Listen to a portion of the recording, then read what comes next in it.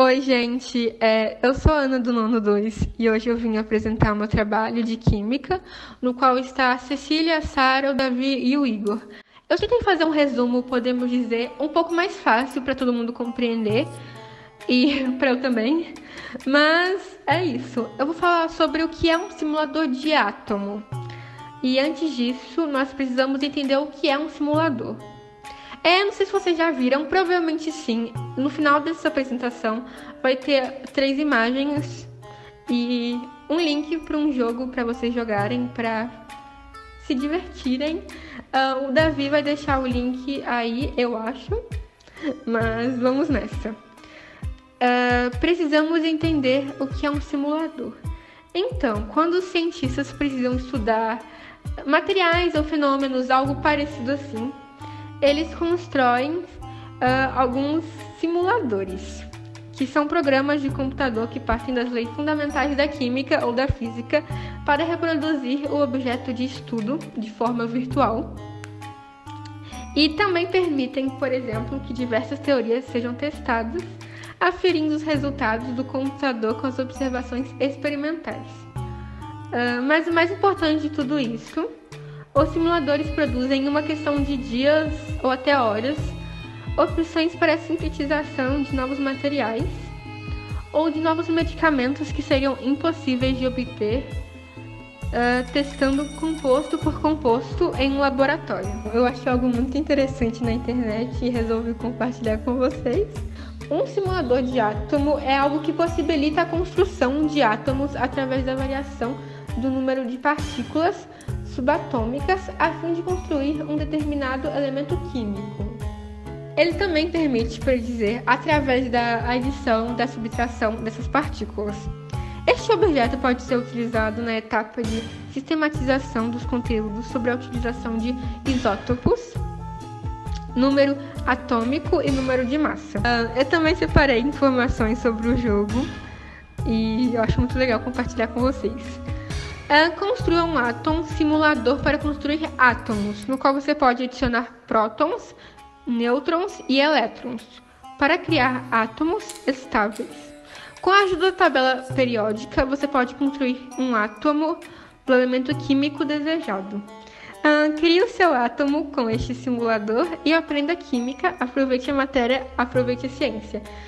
Eu deixei algumas imagens, vocês estão vendo aí, e esse link também, caso vocês queiram jogar e se divertir, provavelmente o Davi vai deixar aí pra vocês, mas é isso. Eu sou a Sara do Nono 2 e hoje vim apresentar a minha parte do trabalho de Química. Bem, muitas pessoas ficam com aquela dúvida de o que são prótons. O próton foi a segunda partícula subatômica a ser descoberta. Os estudos sobre essa partícula começaram em 1816. No entanto, não foi a primeira pessoa que descobriu que a registrou como próton, que significa primário. Os prótons ficam localizados no núcleo do átomo. A massa de um átomo é dada basicamente pela soma do peso dos nêutrons e prótons presentes. Bem, a descoberta dos prótons. O próton foi a segunda partícula subatômica a ser descoberta. Começou a ser estudada em 1836, que utilizou a ampola de Crookes para isso, o mesmo aparato utilizado por Thomson para evidenciar a descoberta do elétron. Ele fez furos na placa de cátodo da ampola e observou feixes luminosos que atravessavam em sentido contrário aos raios catódicos, que seriam luminosidade provocada pelos elétrons. Esses raios que iam na direção contrária foram chamados de raios canais. Depois da observação da existência de uma partícula ainda não conhecida, ele aprofundou as investigações, buscando experimentalmente outras características dos raios canais. Foi colocado, então, um campo elétrico na ampola de Crookes para estudar se os novos raios eram carregados positiva ou negativamente. Nesse momento, descobriu-se que eles eram atraídos pelo campo negativo, portanto eram carregados com carga positiva. Posteriormente, ainda em estudo no que ele chamava de raios canais, descobriu que essas partículas resultavam de uma colisão entre as moléculas de A2 com os elétrons. Apesar de todas as descobertas feitas por essa pessoa, quem nomeou e concluiu os estudos sobre a partícula foi um neerlandês. Após constatar que os raios canais provindos do hidrogênio tinham a menor carga positiva estudada até então, assim deu a partícula o nome de próton, que significa primário, no grego. Bem, onde se localizam os prótons? Os prótons são partículas subatômicas, ou seja, são partes de um átomo. São localizados no núcleo atômico, junto com os nêutrons, e ambos são cobertos ou rodeados pela estratosfera, que é onde ficam os elétrons. Bem, agora vou falar um pouquinho sobre os nêutrons. O nêutron é uma pequena partícula que constitui o núcleo do átomo. Não tem carga e é formado por partículas ainda menores, as quais recebem o nome de quarks. O nêutron é formado por 2 quarks down e um quark up, junto com os prótons, que têm carga positiva. Os nêutrons formam o centro do átomo, o seu núcleo. Isso apenas não acontece com o hidrogênio, cujo núcleo é formado por apenas um próton. Pelo fato de formar o núcleo do átomo, nêutrons e prótons são chamados de núcleons, e a carga positiva de um e a carga neutra do outro que proporcionam a estabilidade atômica. Assim, a carga positiva de um e a carga neutra do outro que proporcionam a estabilidade atômica.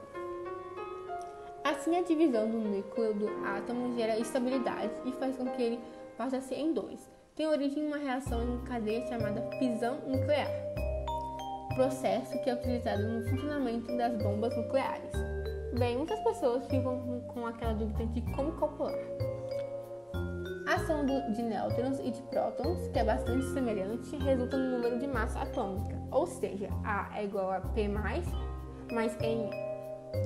Daí decorre que o número de massa menos o número atômico equivale ao número de nêutrons presentes em um átomo, o que significa N é igual a menos E. Isso porque o número de prótons determina o número atômico. Os elementos que têm o mesmo número de nêutrons são chamados de isótons. Os isótons têm número de massa e número atômico diferentes. A descoberta do nêutron. O nêutron foi descoberto em 1932. A existência dessa partícula já havia sido sugerida por um estudante na década de 20, mas foi um cientista inglês, James, que comprovou quando estava estudando a radioatividade.